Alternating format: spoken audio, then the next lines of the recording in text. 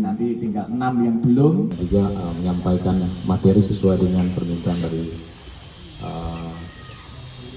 MLKI.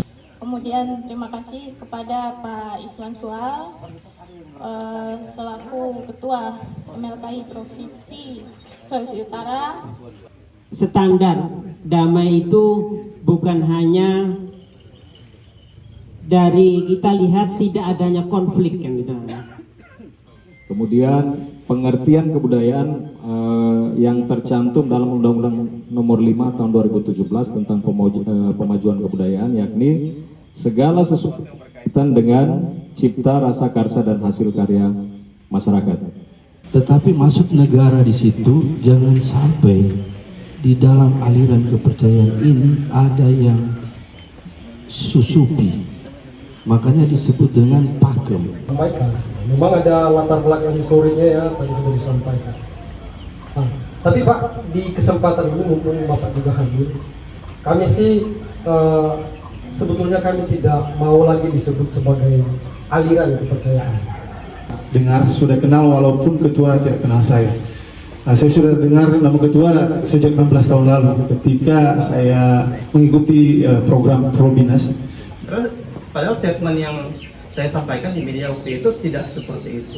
Dan saya memang pada saat itu langsung menegur langsung media wartawan yang menulis berita. Semua bahwa di bumi pertiwi ini terkesan penghayat kepercayaan terhadap Tuhan Yang Maha Esa itu adalah orang-orang yang beriman.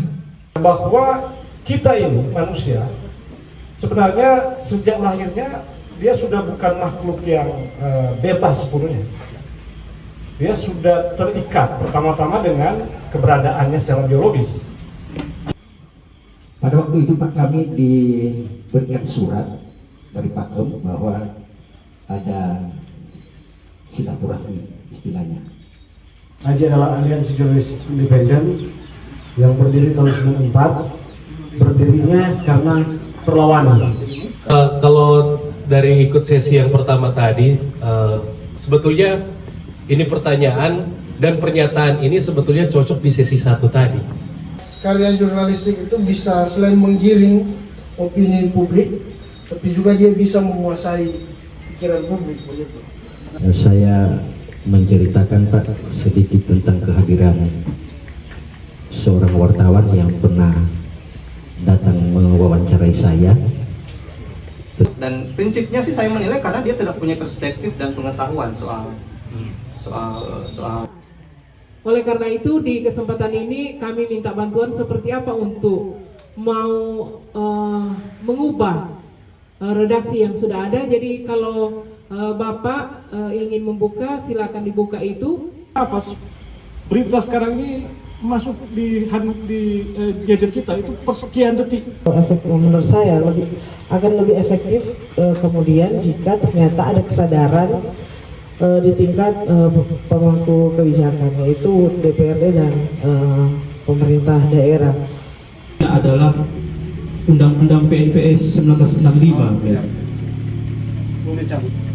Sampai sekarang belum dicabut. Saya kira itu salah satu pangkal persoalan. Ada pemberitaan-pemberitaan yang berbau pada berita bohong atau bahkan pada sampai pada ranah pengasuhan. Tapi kalau kami di LBH Manado memang kami